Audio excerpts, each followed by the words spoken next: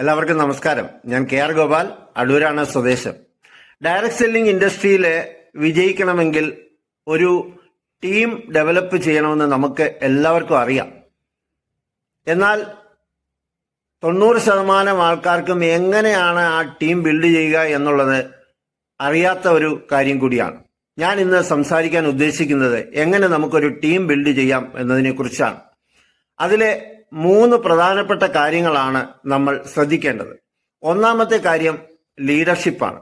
നമ്മളൊരു team build ചെയ്തെടുക്കണമെങ്കിൽ leadership സ്ഥാനത്തേക്ക് വരിക എന്നുള്ളതാണ്. അതായത് ഉത്തരവാദിത്തങ്ങൾ ഏറ്റെടുത്തുകൊണ്ട് മുൻനിരയിൽ നിന്നുകൊണ്ട് നമ്മുടെ ടീമിനൊരു ദിശാബോധം ഉണ്ടാക്കി കൊടുക്കുക എന്നുള്ള, അല്ലെങ്കിൽ ഒരു ഡയറക്ഷൻസ് കൊടുക്കാൻ കഴിയുന്ന ഒരു വ്യക്തിയായി മാറുക എന്നുള്ളതാണ് ഒന്നാമത്തേത് ലീഡർഷിപ്പ്.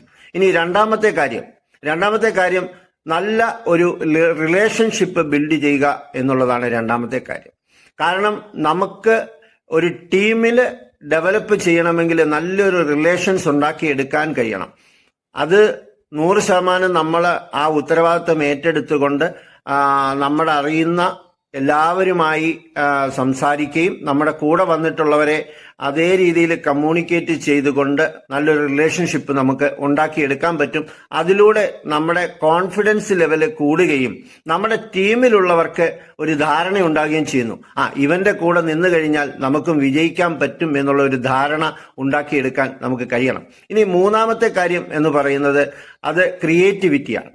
അതായത് ടീമിൽ വരുന്ന ആളുകളെ നമ്മൾ കണ്ടെത്തി, പലർക്കും പല കഴിവുകളും അവിടെ ഉണ്ടായിരിക്കും. അതിലെ ചിലർക്ക് നല്ല കമ്മ്യൂണിക്കേഷൻ സ്കില്ല് കാണും, ചിലർക്ക് നല്ല പ്രസന്റേഷൻ സ്കില്ല് കാണും, ചിലർക്ക് നല്ല മാനേജ്മെന്റ് സ്കില്ല് കാണും. ഇവരെയൊക്കെ കണ്ടെത്തി അവരെ ആ ഒരു ഡെവലപ്മെന്റ് കൊടുത്തു കഴിഞ്ഞാൽ 100% നമുക്കും നല്ലൊരു ടീമിനെ ഉണ്ടാക്കിയെടുക്കാൻ പറ്റും.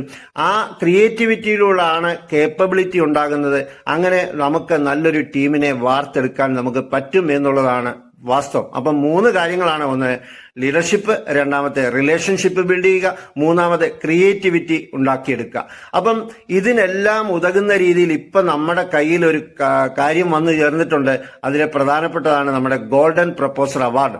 ഈ ഗോൾഡൻ പ്രപ്പോസർ അവാർഡിലൂടെ ലീഡർഷിപ്പും ഉണ്ടാക്കിയെടുക്കാൻ പറ്റും, റിലേഷൻഷിപ്പും ഉണ്ടാക്കിയെടുക്കാൻ പറ്റും, അതുപോലെ തന്നെ ക്രിയേറ്റിവിറ്റിയും നടക്കും. അങ്ങനെ നടന്നു കഴിഞ്ഞാൽ ഒരു 6 മാസം കൊണ്ട് നമ്മുടെ ടീമിൽ വലിയൊരു ഉയർച്ച ഉണ്ടാക്കി മാറ്റാൻ പറ്റും എന്നുള്ളതാണ് ഞാൻ ഇതിലൂടെ പഠിച്ച പാഠം. അതുകൊണ്ട് നിങ്ങൾ എല്ലാവരും ഗോൾഡൻ പ്രപ്പോസറിനെ 100% കയ്യിലെടുത്തുകൊണ്ട് ഈ പറയുന്ന കാര്യങ്ങളിലേക്ക് എത്തിക്കഴിഞ്ഞാൽ നമുക്കും വലിയൊരു ടീമിനെ ഉണ്ടാക്കിയെടുക്കാൻ പറ്റും. ഒരുപാട് പേരെ ഇതിലൂടെ അച്ചീവ് ചെയ്യിപ്പിക്കാൻ പറ്റും. അതിന് എല്ലാവർക്കും കഴിയട്ടെ എന്ന് ആശംസിക്കുന്നു. Wish you all the best. ജയ് RCM, ഗുഡ് RCM.